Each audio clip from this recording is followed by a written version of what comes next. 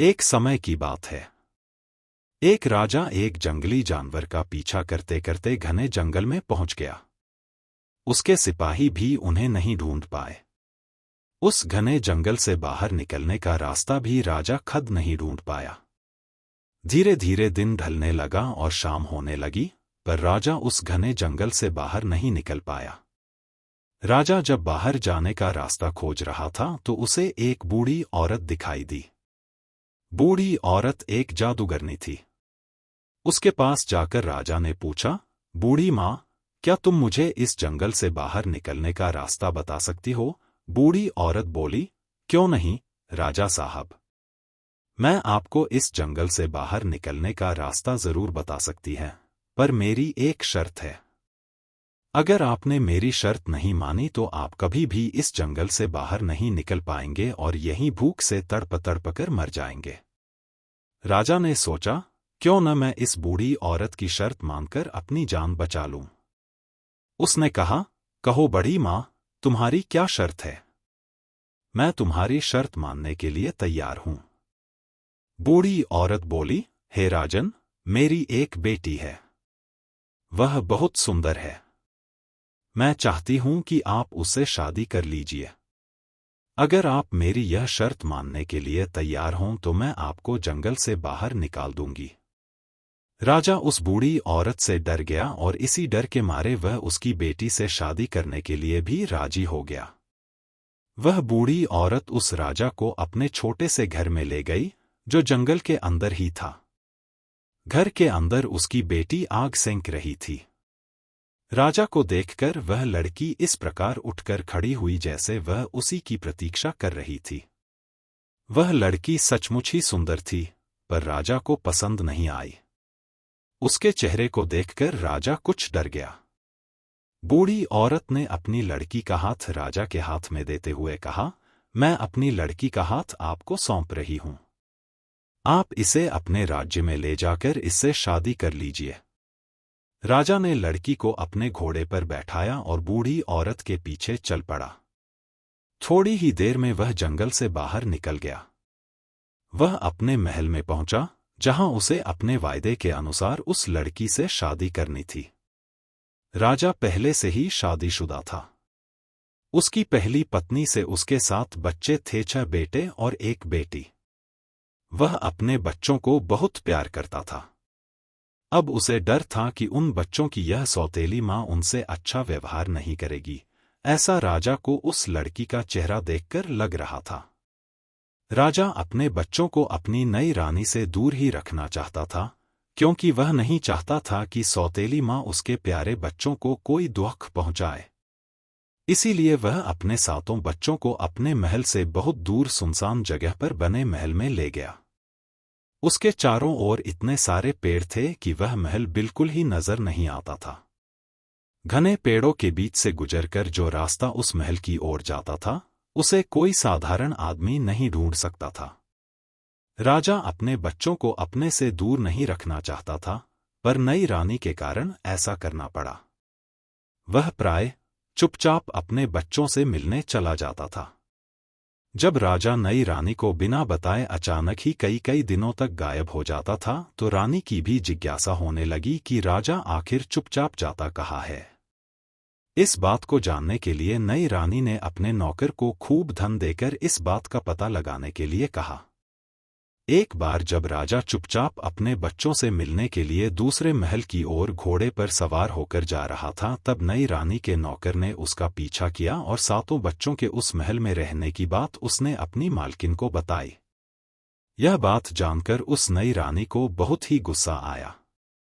उसे महसूस हुआ कि राजा उससे नहीं, बल्कि अपने बच्चों से प्यार करता है। अब उसने उन बच्चों से पीछा छुड़ाने की तरकीबें सोचनी शुरू कर दी। उसने अपनी माँ से सीखे हुए जादू से उन बच्चों के लिए जादू भरी सिल्क की 6 कमीजें बनाई।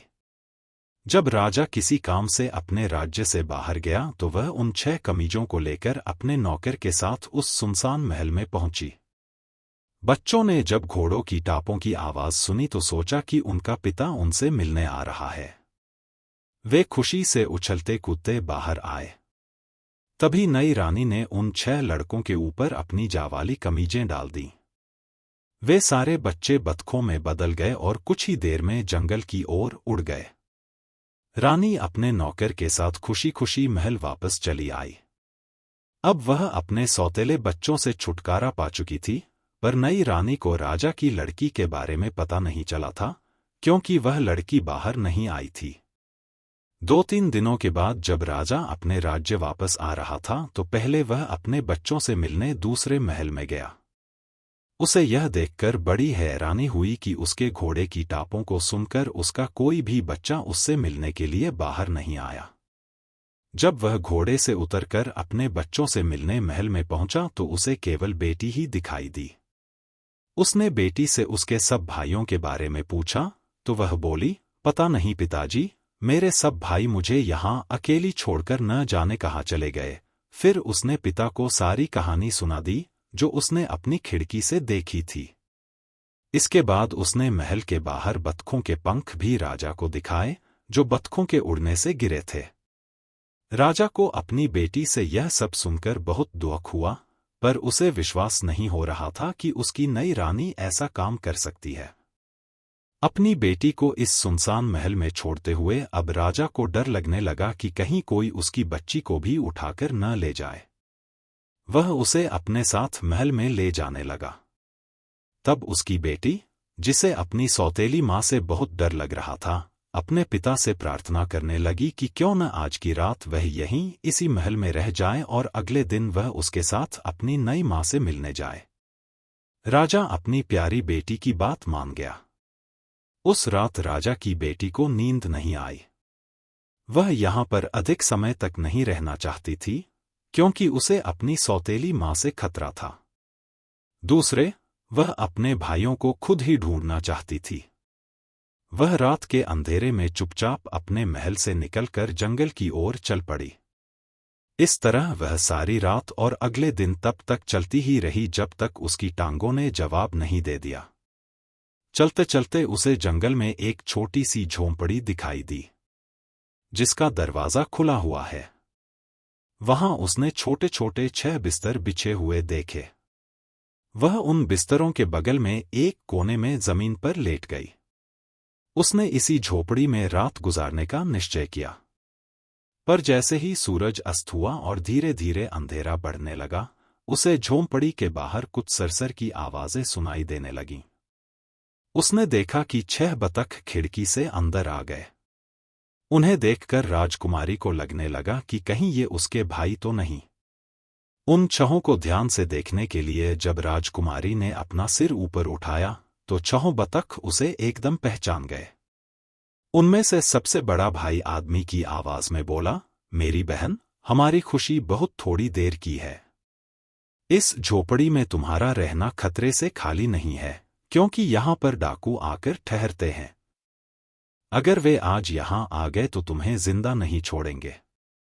बहन बोली, क्या तुम लोग मेरी रक्षा नहीं कर सकते? सारे भाई एक साथ बोले, नहीं, हम इस हालत में तुम्हारी रक्षा नहीं कर सकते। तुम यहां से कहीं और चली जाओ। बहन अपने भाइयों की यह बात सुनकर रोने लगी और बोली, क्या मैं तुम्हें कभी भी इस जादू से छुटकारा नहीं दिलवा सकती? भाई बोले, हमारे छुटकारे की शर्तें बड़ी ही कठिन हैं। तुम्हें 6 साल तक बिल्कुल मौन रहना पड़ेगा। तुम हंस भी नहीं सकती हो और इन 6 सालों में तुम्हें 6 कमीजें बनानी पड़ेंगी, जिनमें तुम्हें सितारों की तरह के विशेष फूल टाकने पड़ेंगे। उन फूलों को इकट्ठा करना इतना आसान नहीं है। इन 6 सालों में अगर एक भी शब्द तुम्हारे मुंह से निकला तो सारी मेहनत मिट्टी में मिल जाएगी। इतना सब कुछ बतलाकर सारे भाई चुप हो गए। राजकुमारी ने निश्चय किया कि वह अपने भाइयों को इस जादू से छुटकारा दिलाने के लिए वह सब कुछ करेगी जो उसके भाइयों ने उससे कहा है। थोड़ी देर बाद उसे नींद आ गई। जब सुबह उठी तो 6 बतख वहां पर नहीं थे। राजकुमारी ने सुबह सुबह वह झोंपड़ी छोड़ दी और शहर की ओर चल दी, पर रास्ते में उसे फिर एक जंगल से गुजरना पड़ा। चलते चलते अंधेरा होने लगा, पर जंगल खत्म नहीं हुआ। उसने वहीं एक पेड़ के खोखले तने में बैठकर रात गुजारी। अगली सुबह होते ही उसे तारों की तरह के कुछ फूल दिखाई दिए। उसने उन विशेष फूलों को इकट्ठा करना शुरू किया। अपनी ओढ़नी फाड़कर उसने छोटी छोटी 6 कमीजें तैयार कर ली और उन कमीजों के कपड़े में यह विशेष सितारों वाले फूल जोड़ने लगी। अकेले होने की वजह से न तो उसे बोलने की जरूरत थी और न ही हंसने की। वह रोज कुछ सितारों वाले फूल इकट्ठे करती और एक कमीज के कपड़े में जोड़ देती। इसी तरह कुछ दिन गुजर गए। एक दिन ऐसा हा कि एक राजकुमार अपने कुछ सिपाहियों के साथ शिकार खेलने के लिए उसी जंगल में आ पहुंचा। जंगल में अकेली और खूबसूरत लड़की को देखकर उन्हें बड़ी हैरानी हुई। उन्होंने पेड़ के खोखले तने के पास जाकर उस लड़की से पूछा, तुम कौन हो? लड़की ने कुछ जवाब नहीं दिया।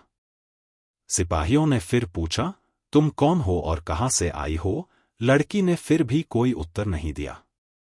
सिपाहियों ने सोचा कि लड़की शायद हमसे डर रही है, इसीलिए इसकी आवाज नहीं निकल रही है। उन्होंने फिर कहा, तुम इस पेड़ से बाहर निकल आओ, हम तुम्हें कोई नुकसान नहीं पहुंचाएंगे। पर लड़की ने फिर भी न तो उन्हें कोई जवाब दिया और न ही पेड़ से बाहर निकली। राजा के सिपाहियों को उस पर बहुत गुस्सा आया। उनमें से एक ने खोखले पेड़ के तने से उस लड़की को बाहर निकाला और पकड़कर अपने राजकुमार के पास ले गए। राजकुमार भी इतनी सुंदर लड़की को जंगल में अकेले देखकर बहुत हैरान हुआ। वह लड़की से पूछने लगा, तुम कौन हो? कहां से आई हो? इस पेड़ के तने में बैठी तुम क्या कर रही थी? पर लड़की ने उसके किसी भी प्रश्न का उत्तर नहीं दिया।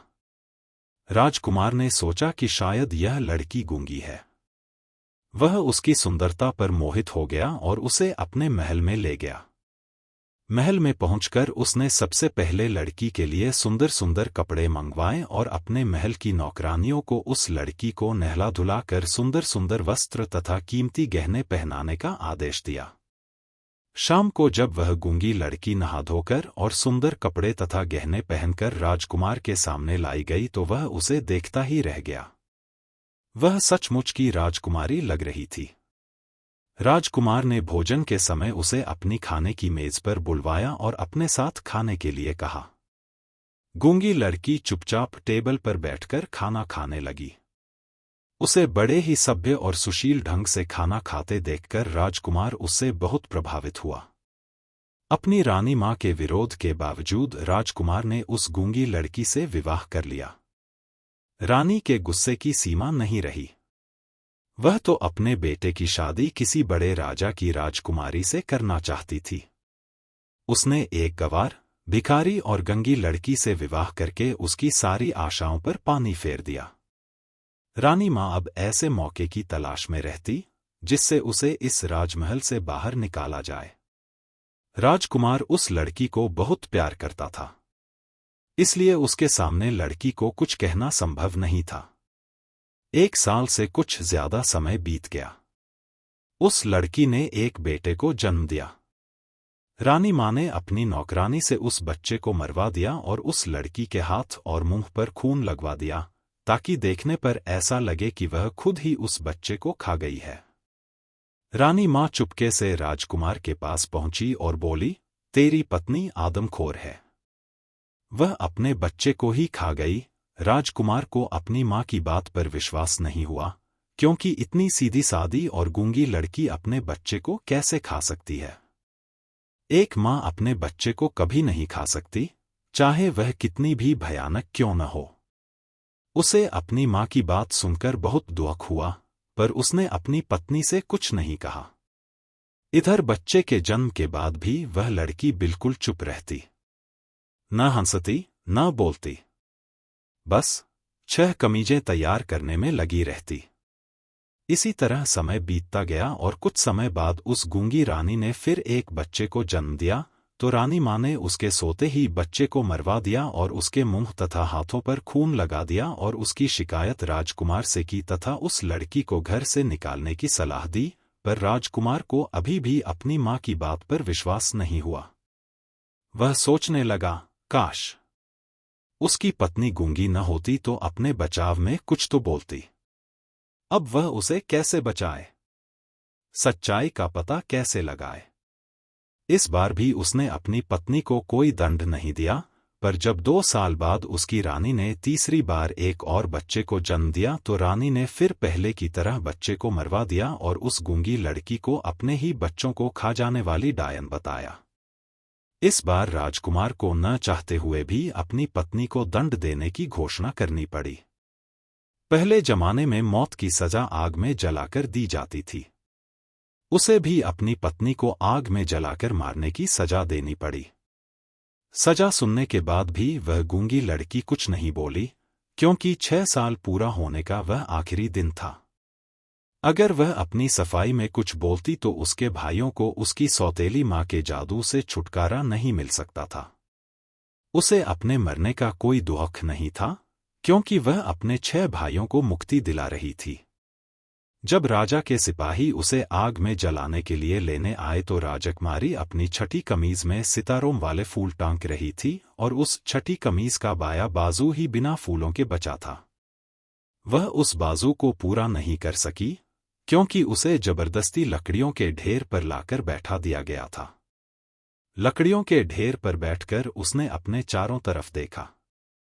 फिर उसने ईश्वर को याद किया और बाद में अपने भाइयों को, जिनको वह अपनी सौतेली माँ के जादू से मुक्त नहीं कर सकी थी। जैसे ही उसने अपने भाइयों को याद किया, वे 6 भाई उड़कर उसके पास पहुंच गए। आग में बैठी होने पर भी उसने वे 6 कमीजें एक एक करके अपने प्यारे भाइयों के ऊपर फेंक दी। जैसे ही वे कमीजें उसके भाइयों के शरीर से छुई, वे सब आदमी बन गए, केवल छोटे भाई का बाया बाजू गायब था। उन सबने दौड़कर अपनी बहन को लकड़ियों के ढेर से बाहर निकाला। अब वह गूंगी लड़की बोल सकती थी, हंस सकती थी। 6 भाई अपनी बहन को राजकुमार के पास ले गए और उसके न बोलने का कारण बताया। राजकुमारी ने अपनी सास की सारी करतूतें भी अपने पति को बतला दी। राजकुमार को जब सच्चाई का पता लगा तो उसे अपनी मां पर बहुत गुस्सा आया। वह अपनी मां को अपने साथ रखने को तैयार नहीं था, पर उसकी पत्नी, जो बहुत सुशील, समझदार और दयालु थी, अपनी सास को माफ करने की प्रार्थना करने लगी। आखिर राजकुमार ने अपनी मां को माफ कर दिया। रानी मां को अपने किए पर बहुत पछतावा हुआ। वह भी उस राजकुमारी से माफी मांगने लगी। 6 भाई अपनी बहन को आशीर्वाद देकर वापस अपने राज्य लौट गए। एपिसोड 2 चतुर राजकुमार की कहानी। एक समय की बात है। एक राजकुमार को देश विदेशों में घूमना बहुत पसंद था। एक दिन उसने अपना एक विश्वसनीय सेवक अपने साथ लिया और अपने राज्य से चल दिया। वे दोनों चलते चलते एक घने जंगल में पहुंच गए। काफी देर तक चलने पर भी उन्हें उस जंगल से बाहर निकलने का रास्ता नहीं मिला। धीरे धीरे अंधेरा होने लगा, पर उन्हें रात बिताने के लिए वहां कोई घर भी नहीं दिखाई दिया। थोड़ी दूर और चलने पर पानी भरकर ले जाती हुई एक सुंदर सी लड़की उन्हें मिली। उस राजकुमार को कुछ राहत मिली। अपना घोड़ा उस लड़की के सामने रोककर उसने पूछा, क्या मैं और मेरा सेवक एक रात आपके घर में गुजार सकते हैं? लड़की ने बड़ी मायूसी से जवाब दिया, हाँ, आप लोग यहाँ रात गुजार सकते हैं, पर मैं आपको इसकी सलाह नहीं दूंगी कि आप इस घर के अंदर जाए। राजकुमार ने पूछा, ऐसी कौन सी बात है जो आप मुझे इस घर में जाने से रोक रही हैं? लड़की ने एक गहरी सांस ली और बोली, मेरी सौतेली माँ रात में कुछ जादू का काम करती है। उसे यह पसंद नहीं है कि कोई अजनबी रात्रि के समय उसके घर में आए। राजकुमार को लगा कि वह सचमुच एक जादूगरनी के घर पहुंच गया है, पर रात के अंधेरे में उस घने जंगल में किसी और जगह ठहरना भी खतरे से खाली नहीं था। अतः उसने सोचा कि अगर मैं जंगल में बाहर रहूंगा तो भी मरने का डर है, और अगर इस लड़की के घर में रहूंगा तो भी मौत का डर है, तो क्यों न मैं यहीं पर रात गुजारूं। जब राजकुमार ने उस लड़की के घर में ही रात गुजारने की विनती की तो उस लड़की ने उसे चेतावनी दी कि उसकी माँ का दिया हुआ न खाना खाए और न ही कुछ पिए। रात में केवल सोकर वह सेवक सहित तड़के ही यहां से निकल जाए। राजकुमार उस लड़की की बात पर राजी हो गया। जैसे ही राजकुमार और उसका सेवक उस छोटे से अंधेरे घर में घुसे, उन्हें एक कोने में आग जलती हुई दिखाई दी। आग के सामने एक औरत बैठी हुई थी, जिसकी लाल लाल आंखों से गुस्सा साफ दिखाई दे रहा था। राजकुमार और उसके सेवक ने उस औरत को नमस्कार किया, तो उसने उन दोनों को एक कोने में बिछे हुए बिस्तर पर बैठने के लिए कहा। राजकुमार चुपचाप बिस्तर पर और उसी के पास जमीन पर उसका सेवक बैठ गया। उस औरत ने उन्हें जब कुछ खाने के लिए दिया तो दोनों ने यह कहकर मना कर दिया कि उन्हें भूख नहीं है। वे थके हुए हैं और जल्दी ही सोना चाहते हैं। दोनों शांति से सो गए और सुबह जल्दी उठकर चलने की तैयारी करने लगे। जैसे ही राजकुमार अपने घोड़े पर सवार हुआ वैसे ही वह जादूगरनी बाहर निकल आई और बोली, मैं तुम्हारे जाने से पहले कुछ पीने के लिए लाती है। तुम दोनों मेरी प्रतीक्षा करो। जैसे ही वह जादूगरनी अंदर गई, राजकुमार अपने घोड़े को उस घर से दूर ले गया, पर उसका नौकर अपने घोड़े की काठी ठीक करने में लगा हुआ था। जब वह औरत हाथ में 2 गिलास लेकर उस सेवक के पास पहुंची तो राजकुमार को वहां न देखकर उस सेवक से बोली, लो, इस गिलास का शरबत तुम पी लो और दूसरा गिलास अपने मालिक के लिए ले जाओ। जैसे ही सेवक ने दोनों गिलास पकड़ना चाहा वैसे ही घोड़े ने हिनहिनाना शुरू किया। अतः दोनों गिलास छूटकर उसी घोड़े पर गिर गए और देखते ही देखते घोड़ा वहीं ढेर हो गया। सेवक यह सब कुछ देखकर बहुत डर गया और अपने मालिक के पास दौड़ गया। राजकुमार कुछ दूरी पर उसी का इंतजार कर रहा था। उसने शरबत वाली बात राजकुमार को बतलाई तो उसने भगवान को लाख लाख धन्यवाद दिया कि उसने आज उन दोनों की जान बचा ली, पर राजकुमार का सेवक अपने घोड़े की काठी को छोड़कर नहीं जाना चाहता था, क्योंकि अगर दूसरा घोड़ा भी ले तो उन्हें ऐसी काठी कहीं और नहीं मिल सकती थी। राजकुमार का सेवक जब अपनी काठी लेने के लिए वापस गया तो उस घर का दरवाजा बंद था, पर उसके मरे हुए घोड़े को गिद्ध खा रहा था। सेवक ने अपनी तलवार से उस गिद्ध को मार दिया। काठी और मरा हुआ गिद्ध लेकर वह राजकुमार के पास पहुंच गया। अब दोनों एक ही घोड़े पर चलकर जंगल से बाहर जाने का रास्ता ढूंढने लगे। चलते चलते रात होने लगी तो उन्हें एक घर से कुछ रोशनी आती हुई दिखाई दी। जब वे दोनों उस घर के सामने पहुंचे तो उन्हें पता लगा कि जंगल के आखिरी कोने पर एक सराय थी। सेवक ने यह गिद्ध उस सराय के मालिक को पकाने के लिए दिया। उसी समय उस सराय में 12 डाकुओं का एक दल खाना खाने के लिए आया, तो सराय के मालिक ने उसी गिद्ध का सूप तैयार करके उन्हें पेश किया और थोड़ा सा अपने लिए भी रख लिया। डाकुओं ने जैसे ही यह सूप पिया सभी वहीं पर लुढ़क गए और रसोई में सराय का मालिक भी। सराय के मालिक की बेटी वहां पर जीवित बची थी। उसने डाकुओं द्वारा लूटा हुआ धन इन दोनों को अपने साथ ले जाने के लिए कहा, पर राजकुमार बोला, ये सारा खजाना तुम अपने पास रखो, हमें इसकी जरूरत नहीं है, और सुबह होने से पहले ही दोनों उस सराय से निकल पड़े।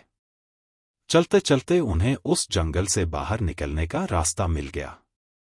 कई दिनों तक चलने के बाद वे एक ऐसी नगरी में पहुंचे जहां की राजकुमारी ने ऐलान करवा रखा था कि कोई उससे ऐसी पहेली पूछे जिसका हल वह न ढूंढ सके तो वह उस पहेली पूछने वाले को ही अपना पति बनाएगी, और अगर उसने उस पहेली का हल ढूंढ लिया तो उस पहेली पूछने वाले को मौत को गले लगाना होगा।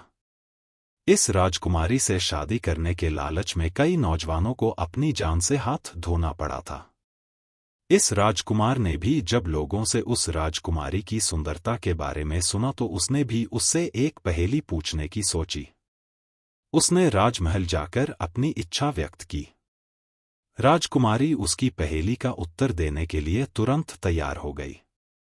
उस राजकुमार की पहेली थी, वह कौन सी चीज है जिसने एक को भी नहीं मारा फिर भी 12 को मार दिया।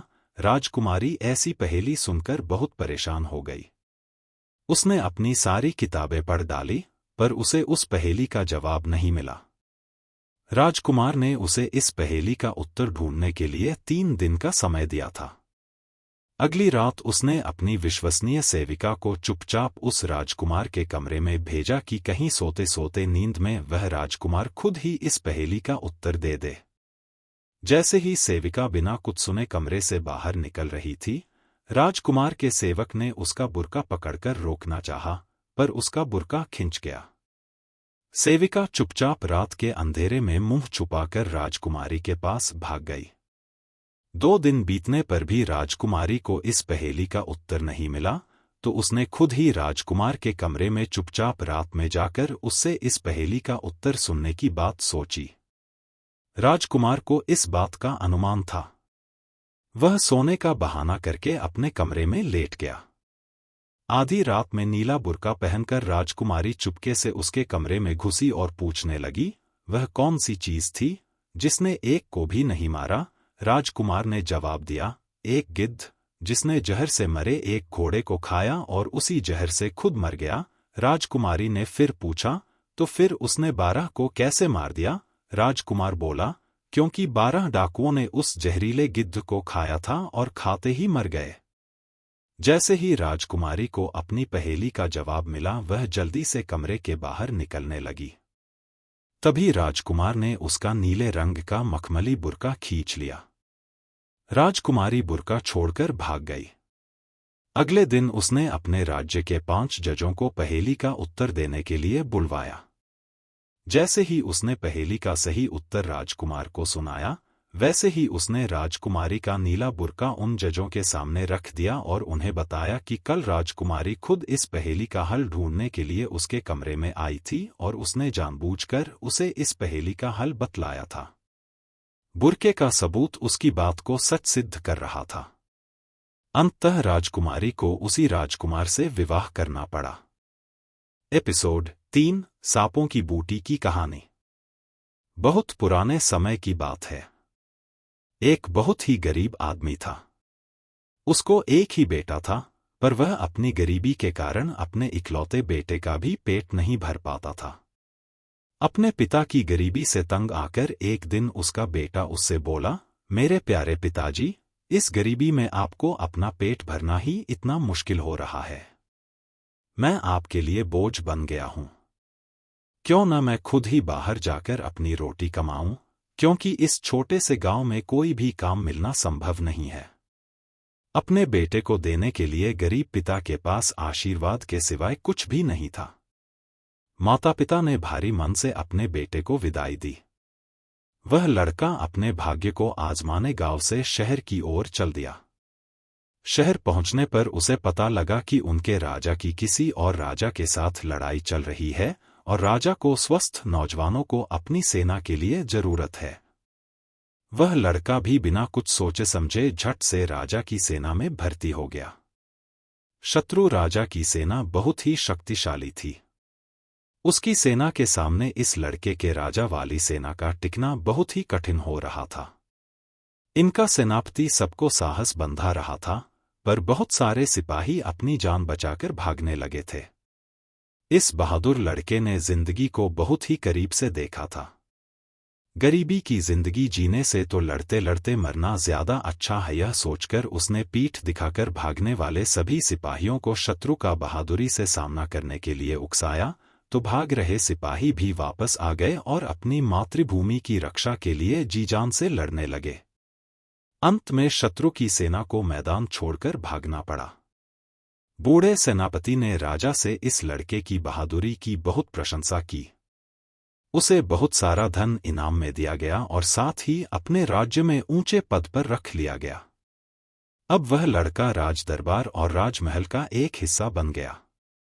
राजा को एक बेटी थी जो बहुत ही सुंदर थी, पर अभी तक उसे उसकी पसंद का कोई भी युवक नहीं मिला था, क्योंकि उसने कसम खाई थी कि वह उसी युवक से शादी करेगी जो उसे इतना अधिक प्यार करेगा कि उसके मरने पर उसी की कब्र में साथ साथ दफन हो जाएगा। और अगर उसका पति पहले मरता है तो वह भी उसी के साथ उसकी कब्र में दफन हो जाएगी, क्योंकि पति की मृत्यु के बाद उसके जीवन का कोई महत्व ही नहीं रह जाएगा। राजकुमारी की यह बेहुदी सी कसम किसी भी युवक को पसंद नहीं थी। इसी वजह से उस राज्य का कोई भी युवक उस राजकुमारी से विवाह करने का इच्छुक नहीं था, पर इस गरीब लड़के को राजकुमारी से पहली नजर में प्यार हो गया था। वह किसी भी हालत में उससे शादी करने के लिए तैयार था। राजा ने उसे बहुत समझाया कि यह सब उसके बस की बात नहीं है। जीते जी किसी और के साथ उसकी कब्र में बंद रहना इतना आसान नहीं है। शादी के लिए हाँ करने से पहले उसे अच्छी तरह सोच विचार कर लेना चाहिए। ऐसा न हो कि बाद में अपना वचन न पूरा कर सके। अगर वह अपना वचन नहीं निभाएगा तो उसे मौत के घाट उतार दिया जाएगा, पर वह लड़का अपनी बात पर डटा रहा। अंत में राजा को अपनी बेटी का विवाह उससे करना पड़ा। काफी समय तक दोनों पति पत्नी बहुत ही सुखी जीवन बिताते रहे, पर एक दिन अचानक ही राजकुमारी बहुत बीमार पड़ गई। कोई भी डॉक्टर और उसकी दवा उस राजकुमारी को ठीक न कर सकी। काफी दिनों तक बीमार रहने के बाद एक दिन उस राजकुमारी की मृत्यु हो गई। अब तो उस लड़के को अपनी पत्नी के साथ ही उसकी कब्र में तब तक रहना था जब तक वह भूख से मर नहीं जाता। राजा को उस लड़के पर तरस आ गया तो उसने अपनी बेटी के लिए एक बड़ी सी कब्र बनवाई और इस लड़के के लिए कुछ दिनों का खाना पानी भी उस कब्र में रखवा दिया। बेचारा लड़का उस भोजन में से बहुत ही कम भोजन करता, जिससे वह कुछ लंबे समय तक जीवित रह सके, क्योंकि जीते जी मरना उतना आसान नहीं था जितना उसने सोचा था। पर अब इस कब्र में घुट-घुट कर मरने के अलावा उसके पास कोई और रास्ता नहीं था। बाहर निकलने पर राजा के सिपाहियों को उसे जान से मार देना था। धीरे धीरे उसका भोजन और पानी भी खत्म होने लगा। अब वह अपनी मौत का इंतजार करने लगा। तभी एक दिन उस कब्र में एक बड़ा सांप घुस गया। लड़के ने अपनी तलवार से उसके 3 टुकड़े कर दिए। अगले दिन एक और सांप उस कब्र में घुसा, पर पहले वाले सांप को मरा देखकर एकदम ही वापस चला गया।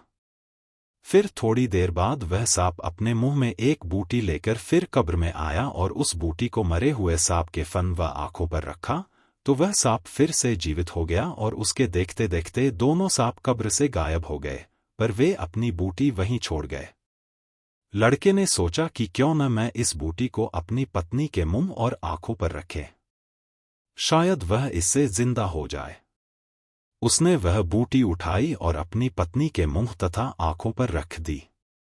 थोड़ी देर बाद उसकी मृतक पत्नी ने आंखें खोल दी और अपने पति को अपने पास देखकर बहुत हैरान हुई। उसके पति ने उसे कब्र से बाहर निकाला। राजकुमारी ने कब्र का दरवाजा खटखटाया तो सिपाहियों ने राजा को इसकी सूचना दी। राजा ने खुद आकर उस कब्र का दरवाजा खुलवाया और अपनी लड़की को फिर से जीवित देखकर बहुत हैरान हुआ। उस लड़के ने सिवाय अपनी विश्वसनीय नौकर के किसी को भी सांपों की बूटी के बारे में नहीं बताया। उसने वह बूटी अपने उस नौकर को संभाल कर रखने के लिए दे दी, यह सोचकर कि कब इस बूटी की जरूरत पड़ जाए। उस विश्वसनीय नौकर ने भी उस बूटी को संभाल कर रख दिया। सांपों की बूटी से उस राजकुमारी की आदतें बहुत बदल गई। अब वह इस लड़के से इतना प्यार नहीं करती थी जितना पहले किया करती थी। अब वह बात बात में उससे झगड़ती थी और खुद को अपने पिता की गद्दी का मालिक समझती थी। एक बार उसने अपने पति के साथ दूर देश की यात्रा की योजना बनाई। राजा ने उसके जहाज को बहुत सारी सुविधाओं से भरकर उन दोनों को रवाना किया। उस जहाज को चलाने वाला कैप्टन उस राजकुमारी को अब अपने पति से अधिक पसंद आया। उसने अपने पति से अपना पीछा छुड़ाने के लिए उस कैप्टन से सहायता मांगी और उसे विश्वास दिलाया कि इसके मरने के बाद जब वह अपने पिता के पास पहुंचेगी तो वह उसी से शादी करेगी। कैप्टन को भी इसमें अपना फायदा नजर आया तो वह इस बात के लिए तैयार हो गया। एक रात को जब उसका पति सोया हुआ था तो राजकुमारी और जहाज के कैप्टन ने उसे उठाकर समुद्र में फेंक दिया। यह सारी घटना उसका विश्वसनीय सेवक देख रहा था। उसे यह सब देखकर बहुत दुख हुआ। तभी उसे सांपों की उस बूटी की याद आई जो उसने एक डिब्बी में रखी हुई थी। वह चुपचाप उस जहाज से निकला तथा आपातकाल के समय इस्तेमाल होने वाली एक नाव निकाली और उसे बचाने के लिए चल पड़ा। उधर राजकुमारी ने कैप्टन को जहाज को वापस अपने पिता के घर ले जाने की आज्ञा दी। विश्वसनीय सेवक ने समुद्र के गहरे पानी से युवक को बाहर निकाला और उस बूटी की सहायता से जीवित किया तथा फिर उसी नाव में बैठाकर उसे राजकुमारी से पहले ही राजा के महल में पहुंचा दिया। लड़के ने राजा को सारी घटना सुना दी, पर राजा को उसकी बातों पर विश्वास नहीं हुआ। वह बोला, मैं यह कभी नहीं मान सकता कि मेरी बेटी ऐसा नीच काम भी कर सकती है। जिस आदमी ने उसके लिए इतने दिन उसकी कब्र में गुजारे और फिर उसकी जान बचाई, वह उसे मारने की बात कैसे सोच सकती है, पर सच्चाई कभी छुप नहीं सकती। इतना कहकर उसने राजकुमारी के पति को अपने ही महल में छुपा दिया। अगले दिन उसकी बेटी का जहाज भी वापस आ गया। राजा के पास राजकुमारी बहुत दुखी सी आकर खड़ी हो गई। राजा ने उसे अकेले देखकर पूछा, बेटी, तुम अकेली कैसे? तुम्हारा पति कहाँ है? वह दुहक से रोती हुई बोली, क्या बतलाऊं पिताजी, रास्ते में मेरे पति की तबीयत बहुत खराब हो गई थी और इलाज के बगैर हम उसे नहीं बचा सके। आज अगर यह जहाज का कैप्टन मेरे साथ नहीं होता तो ईश्वर जाने मेरा क्या हाल होता। राजा अपनी बेटी की झूठी कहानी चुपचाप सुनता रहा। फिर थोड़ी देर बाद उसने उसके पति को दरबार में बुलवाया। अपने पति को देखकर राजकुमारी हैरान रह गई। उसे तो जैसे सांप सूंघ गया। वह अपने पिता से अपने झूठ के लिए माफी मांगने लगी, पर पिता ने अपने सीधे सादे और सच्चे पति को धोखा देने के लिए अपनी बेटी को क्षमा नहीं किया। अगर कोई और उसके राज्य में ऐसा काम करता तो वह उसे जान से मरवा डालता, पर वह उसकी अपनी बेटी है, इसलिए उसने उसे एक टूटी हुई नाव में उस कैप्टन के साथ समुद्र में भिजवा दिया। राजकुमारी के रोने धोने पर राजा ने कोई ध्यान नहीं दिया और उन दोनों को मरने के लिए छोड़ दिया।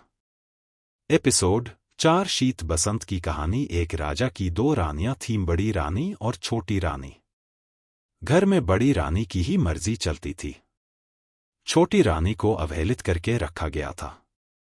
राजा भी छोटी रानी से उदासीन रहते थे। छोटी रानी के दिन अत्यंत कष्ट में बीत रहे थे। छोटी रानी के 2 पुत्र थे, शीत और बसंत।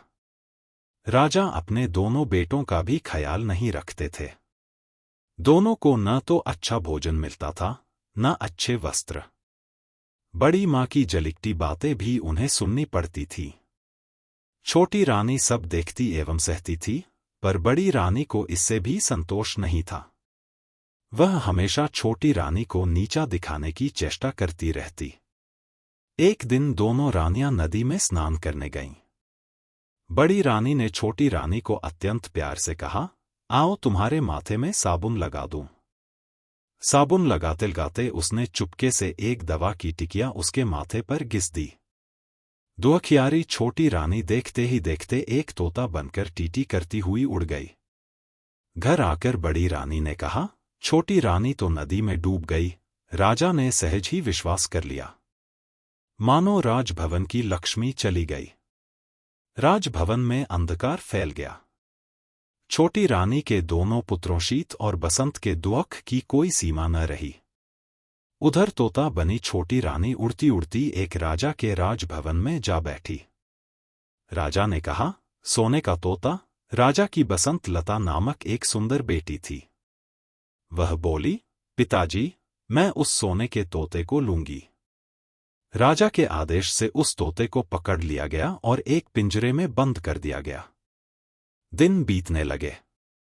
उधर बड़ी रानी के 3 पुत्र हुए। लेकिन यह क्या, सभी पुत्र अत्यंत दुबले पतले, हड्डियों का ढांचा मात्र। ऐसा लगता था मानो फूंक देने से वे उड़ जाएंगे।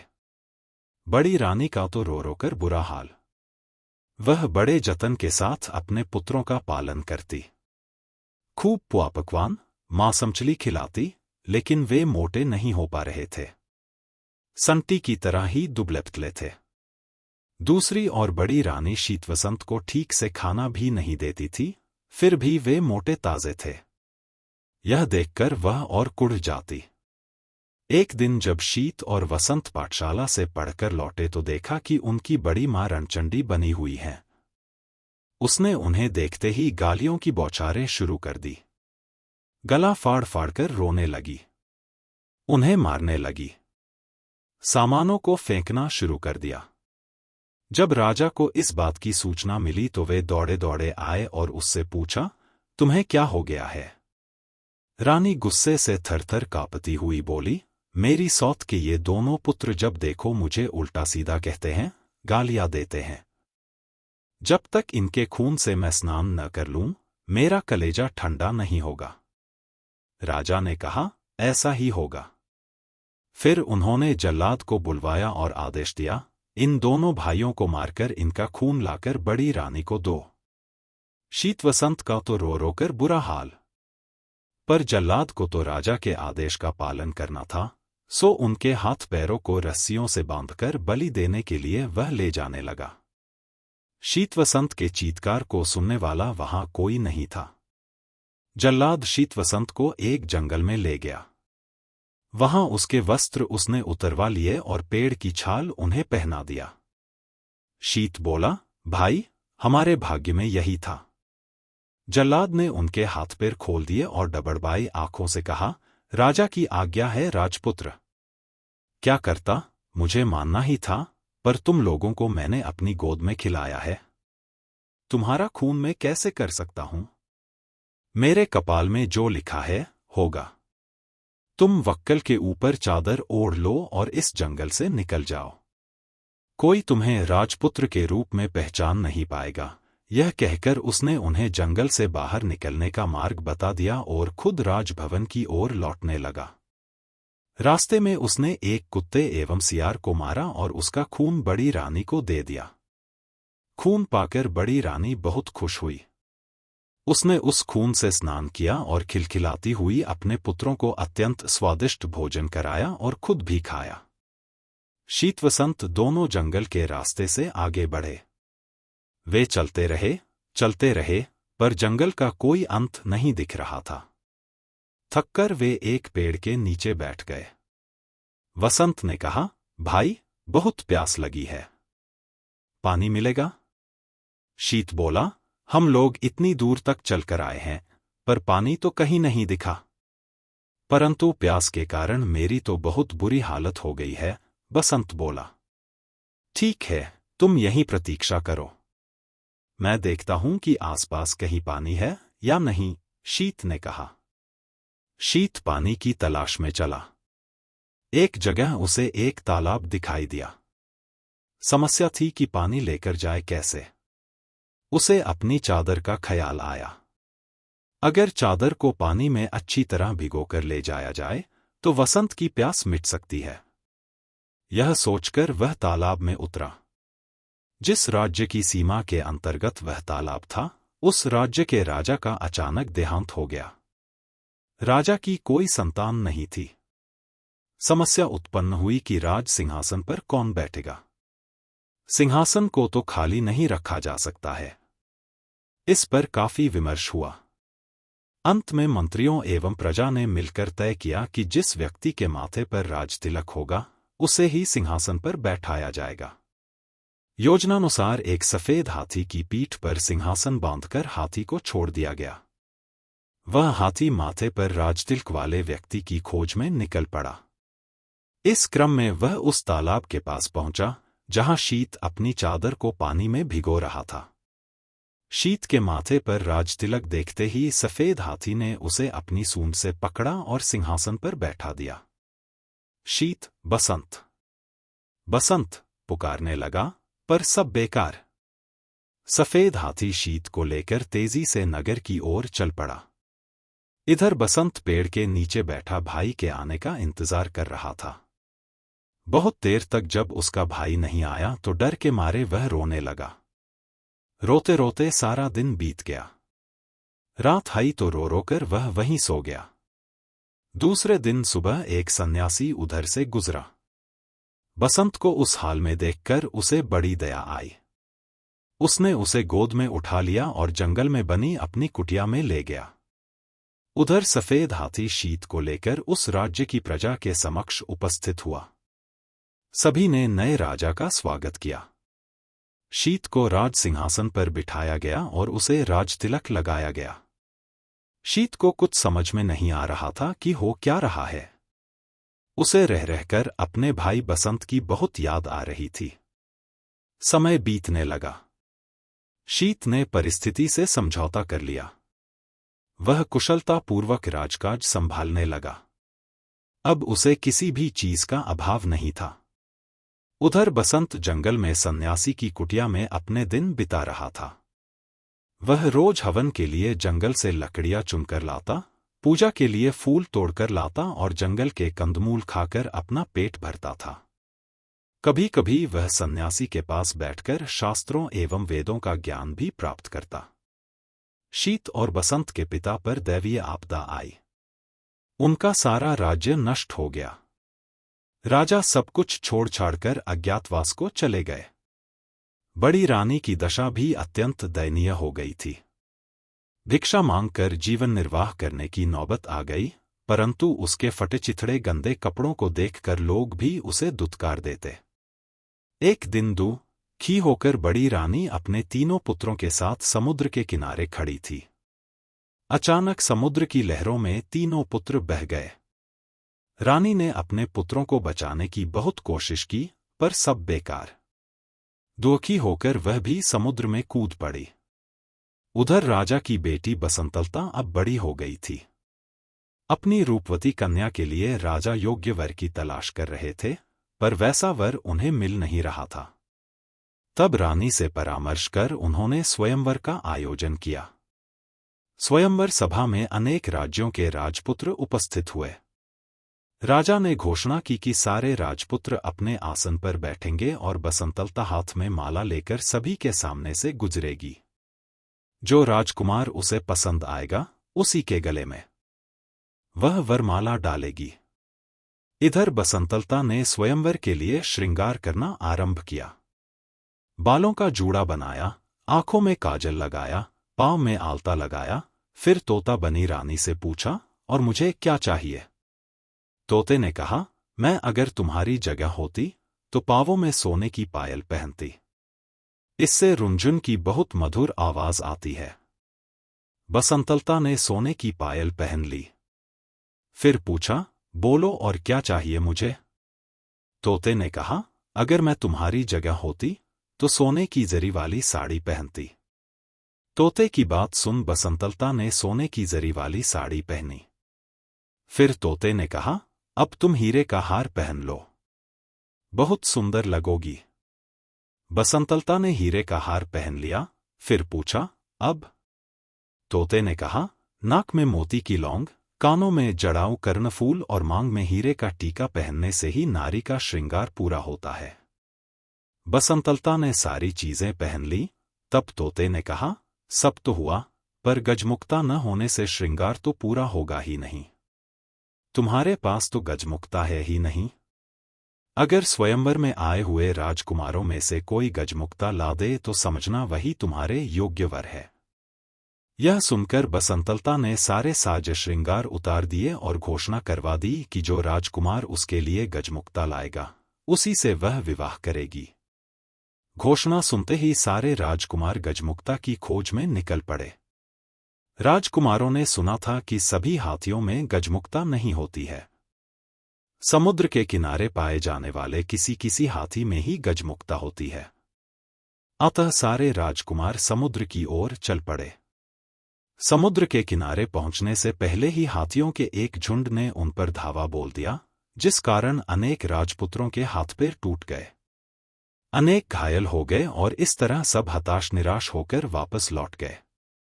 कुछ ही दिनों बाद यह समाचार शीत राजा के कानों तक पहुंचा। उसे राजपुत्रों की दुर्दशा पर दया आई और बसंतलता के आचरण पर अत्यंत क्रोध आया। उसने निश्चय किया कि वह बसंतलता के अहंकार को चूर चूर कर देगा। उसने बसंतलता के पिता के राज्य पर आक्रमण कर दिया। बसंतलता के पिता की पराजय हुई। शीत राजा ने बसंतलता को बंदी बना लिया। उधर बसंत सन्यासी की कुटिया में दिन बिता रहा था। सारा दिन इधर उधर घूमता रहता। उसकी कुटिया के पास एक विशाल बरगद का पेड़ था। उसमें एक गुल और एक बुलबुल रहती थी। एक दिन दुखी होकर बसंत उसी पेड़ के नीचे बैठा था। तब उसने उस गुल और बुलबुल को बातचीत करते हुए सुना। गुल ने स्वयंवर की सारी घटनाएं बुलबुल को सुनाई। फिर बोला, कौन जानता है कि इसका क्या परिणाम होगा? बुलबुल ने कहा, क्षीर सागर के किनारे एक दूध पहाड़ है। दूध पहाड़ से क्षीर सागर में दूध गिरता है। उस क्षीर सागर में एक स्वर्ण कमल खिला हुआ है। उस स्वर्ण कमल में एक हाथी रहता है। उसी के सिर में गजमुक्ता है। गुल ने पूछा, लेकिन वहां पहुंचेगा कौन? बुलबुल ने कहा, कोई साहसी राजपुत्र ही वहां पहुंच पाएगा। सारी बातें सुनने के बाद बसंत ने उनसे पूछा, मैं गजमुक्ता लेने जाऊंगा। इस कार्य में तुम दोनों मेरी कुछ सहायता करोगे? जरूर, परंतु तुम पहले सन्यासी के पास जाकर उसका त्रिशूल लेकर आओ, फिर सेमल के पेड़ के पास जाकर राजपुत्र के वस्त्र मांगो। सारी चीजों की प्राप्ति तुम्हें हो जाएगी, गुल और बुलबुल ने उससे कहा। बसंत ने सन्यासी से त्रिशूल लिया, सेमल के पेड़ से राजवस्त्र प्राप्त किए और उन्हें पहनकर समुद्र की ओर चल पड़ा। क्षीर सागर पहुंचकर उसने देखा कि स्वर्णकमल के बीच दूध की तरह सफेद एक हाथी के सिर पर गजमुक्ता है। गजमुक्ता की रोशनी से चारों ओर उजाला फैला हुआ है। बसंत उस सफेद हाथी की पीठ पर कूदा। जैसे ही उसने सफेद हाथी के सिर पर त्रिशूल को रखा, वैसे ही सागर, स्वर्ण कमल, सफेद हाथी सब गायब हो गए। वहां केवल एक कमल का फूल खिला हुआ था और उसके अंदर गजमुक्ता की माला थी। मनुष्य की आवाज में कमल के फूल ने पूछा, निश्चय ही तुम राजपुत्र हो? कौन सा राज्य है तुम्हारा? बसंत ने कहा, मैं राजपुत्र नहीं हूं। एक सन्यासी के साथ जंगल में रहता हूं। ठीक है, तुम गजमुक्ता को अपने सिर पर और मुझे अपने हृदय में रखो। बसंतलता के साथ तुम्हारा ही विवाह होगा और तुम्हारा जीवन सुख से बीतेगा। बसंत क्षीर सागर के बालू पर चलता हुआ वापस लौटने लगा, तभी उसे कुछ आवाजें सुनाई पड़ी, हम लोगों को भी साथ ले चलो भाई। वह भौचक्का होकर चारों ओर देखने लगा। उसे आसपास कोई भी नहीं दिखा। वह आगे बढ़ा तो फिर वैसी ही आवाजें आईं। उसने गौर से बालू को देखा तो उसे लगा कि उसके पैर के पास बालू के अंदर से आवाजें आ रही हैं। उसने त्रिशूल से वहां का बालू हटाया तो देखा कि वहां 3 सोने की मछलियां थीं। वह उन्हें अपने साथ लेकर चल पड़ा। इधर शीत राजा शिकार खेलने निकला था। एक दिन सारा दिन भटकने के बाद भी उसके हाथ एक भी शिकार न लगा। थककर वह एक पेड़ के नीचे बैठ गया। अचानक उसे याद आया कि वह अपने भाई बसंत को इसी पेड़ के नीचे छोड़कर पानी लाने गया था और फिर एक हाथी उसे एक राज्य में ले गया था। फिर वह कभी इस जगह लौटकर नहीं आ सका था। बसंत का क्या हुआ? वह कहाँ गया होगा? क्या वह जीवित होगा? यह सोचकर वह रो पड़ा। अपने राजभवन में लौटने के बाद भी वह केवल बसंत के बारे में सोचता रहता। बसंत गजमुक्ता लेकर बसंतलता के राज्य में गया तो वहां उसे पता चला कि शीत राजा बसंतलता को बंदी बनाकर अपने राज्य में ले गया है। बसंत सीधा शीत राजा के राजभवन में पहुंचा। राजा के अंगरक्षकों को 3 सोने की मछलियां देकर कहा, अपने राजा से कहो कि बसंतलता को छोड़ दे। लेकिन शीत राजा तो अपने भाई के शोक में डूबा अपने कमरे का दरवाजा बंद कर अंदर बैठा हुआ था। राजा की आज्ञा की प्रतीक्षा में बसंत 7 दिनों तक हाथ में त्रिशूल लिए, सिर पर गजमुक्ता रखे राजमहल के सामने बैठा रहा। 8वें दिन शीत राजा थोड़े सामान्य हुए तो दासियां सोने की मछलियों को काटने बैठीं। लेकिन आश्चर्य! मछलियां बोल उठीं, हमें न काटो, हम राजा के भाई हैं। अंगरक्षकों ने जब शीत राजा को बसंत की बात बताई तो वे स्वयं राजभवन से बाहर आए। वहां अपने भाई बसंत को देखा तो दौड़कर उसे अपने गले लगा लिया। तभी वे दासियां उन बोलने वाली सोने की मछलियों को लेकर राजा के पास पहुंची। लेकिन आश्चर्य! शीत राजा के हाथ लगाते ही तीनों मछलियां 3 मनुष्यों में बदल गईं। उन्हें देखते ही वे पहचान गए। वे बड़ी रानी के पुत्र थे, शीत बसंत के सौतेले भाई। शीत बसंत ने बड़ी रानी और राजा के दुर्भाग्य की सारी बातें उनसे सुनी। उनकी आंखों से आंसू बहने लगे। 5 भाई आनंदपूर्वक राजभवन में रहने लगे। शीत राजा अपने भाई बसंत के विवाह की तैयारियां करने लगा। उसने बसंतलता के पिता के पास समाचार भेजा कि उन्हें मुक्त किया जा रहा है। पिंजरे के तोते ने बसंतलता को खुशखबरी दी, गजमुक्ता लेकर राजपुत्र आ गया है।